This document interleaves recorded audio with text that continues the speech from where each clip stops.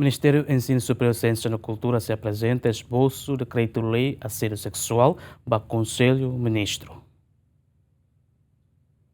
Ministro do Ensino Superior, Ciência e Cultura tem o caso assédio sexual que acontece e ao NTL finalizne e tempo para que o Ministério se apresenta esboço de decreto-lei assédio sexual para Conselho Ministro onde reta na aprovação. Mas antes ne se arruca o lugar para o Ministério da Justiça onde belhalo discussão para esboço de decreto-lei ne. Depois da assédio sexual acontece o NTL, ele a Faculdade de Ciência Política, mais fala a Faculdade de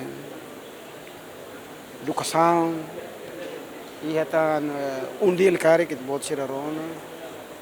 O NTL está no esboço lei da quando vai assédio sexual. A forma vai sortir a ela, técnico ser a ela, mas também preocupa ali o Orçamento Geral do Estado, a tomar o Parlamento.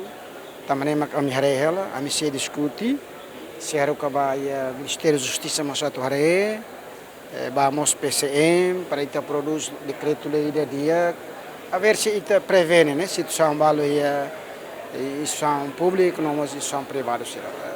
Esta lei está a apelo para o público, assédio sexual, né, halo que dela dia, favorida, respeita e tem algo feito sira, nem tem um ansira mané. A não jornalista mas acompanha e tem situação, tá dando uma lá com respeito vai ter líder sira, lá com respeito vai feito sira, feito né tem que sair parceiro nível dia e aí tem sociedade e aí tem ensino superior e a fati nível de para ter serviço o dia. Estudante sira balu for documentos balu hau, mas hau hare kalian, hau tambah confidencial. Hau uruk que vai só nebe competente para assunto refer, né?